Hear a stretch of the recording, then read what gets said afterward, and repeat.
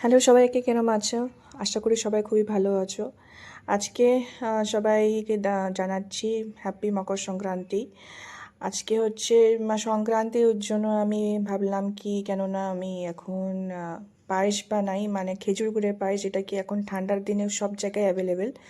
তাই আমি first time খেজুর গুড়ের পায়েস বানাচ্ছি। আমি পায়েস তো আগে অনেকবার বানাইছি, কিন্তু খেজুর গুঁড়ো কোনদিন বানাইনি। তাই ঠাকুরের নাম নিয়ে বানানো শুরু করছি। এই যে হচ্ছে গোবিন্দভোগ চাল, যেটাকে আমি আগের থেকে ধুয়ে রাখিয়ে নিয়ে জল ঝরাতে রেখে দিয়েছি। আর দুধ, আমি প্যাকেটের দুধ নিয়েছি। দুধের মধ্যে আমি এলাইচি আর তেজপাতা আর কিছু কাজু বাদাম দিয়ে দিচ্ছি। কিশমিশ চেলে দিতে পারো, কিন্তু আমরা কিশমিশ খেতে পছন্দ করি না, তাই এখানে আমি কাজু বাদামই দিচ্ছি। আগের থেকে কাজু বাদামটা দিয়ে রাখলে কিন্তু অনেকটা নরম হয়ে যায়। আর কেউ কেউ কিন্তু কাজু বাদামটাকে আগে ঘিয়ের মধ্যে ভেজেও নিতে পারো, কিন্তু আমি ভেজে নিচ্ছি না। আমার এরমই ভাল লাগে, নরম নরম থাকে। তা আগের থেকে কাজু বাদাম দিলে কিন্তু এটা নরম হয়ে থাকবে, আর পরের দিকে দিলে কিন্তু কাজু বাদামটা আবার শক্ত শক্ত থাকবে। তাই ভালো করে আমি একটু নাড়াই চাড়াই দিচ্ছি। আর হচ্ছে নাড়াতে লাগবে মাঝখানে মাঝখানে, কেন কি যদি না নাড়াই তাহলে কিন্তু এটা নিচের দিকে লেগে ধরতে পারে। আর এই যে আমার কিন্তু দুধ গরম হয়ে গেছে, উতলাচ্ছে। এখন আমার যেটা আমি ঝেড়ে রাখছিলাম, আগের থেকে জল ঝরায় রাখছিলাম চালটা, ওটা কিন্তু আমি ভালো করে দিয়ে দিচ্ছি। আর দেওয়ার পরে কিন্তু আবার ভালো করে নাড়াচ্ছি। যদি না নাড়াই তাহলে কিন্তু এটা মানে আটকা আটকা ধরবে, তাই ভালো করে নাড়াচ্ছি।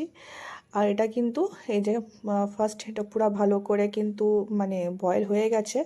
তারপর আমি সেকেন্ড কি করব না, ওটাকে অল্প মিডিয়াম আঁচে রাখবো। মিডিয়াম আঁচে রেখে নিয়ে এটাকে আমি ভালো করে দেখব কি কখন এটা নরম হয়ে যায় চালটা। তো ওটাকে আমি দেখে মিডিয়াম আঁচে হওয়ার পরে এখন আমাকে চাল নরম হয়ে গেছে, তাই আমি গ্যাসটা অফ করে দিয়েছি। আমার কিন্তু গ্যাস অফ হয়ে গেছে। আর আমি আগের থেকে যে খেজুর গুড় কেটে রাখছিলাম, এই খেজুর গুড় কিন্তু আমি এখন গ্যাস বন্ধ করে নিয়ে দিচ্ছি। এখন এটাকে দিয়ে নিয়ে আমি ভালো করে মিশিয়ে দিব। মিশিয়ে নিয়ে আমি কিন্তু এটাকে ঢাকনা দিয়ে রাখবো, আর আমি গ্যাসটাকে অন করছি না। এটা কিন্তু গরম, যেটা পায়েস মানে ছিল, ওটা কিন্তু গরমে গরমে কিন্তু গলে যাবে গুড়টা। আর কিন্তু আমার খেজুর কিন্তু কিন্তু পুরো রেডি হয়ে গেছে। আর এই যে আমার খেজুর গুড়ের পায়েস কিন্তু ফুল রেডি।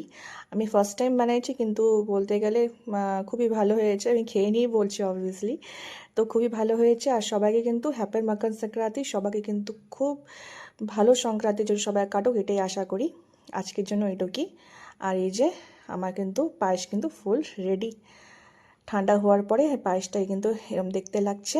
আর আমি এটা এখন বাটিতে কিন্তু বেড়ে নিয়েছি। এই যে আমার পায়েস কিন্তু রেডি হয়ে গেছে।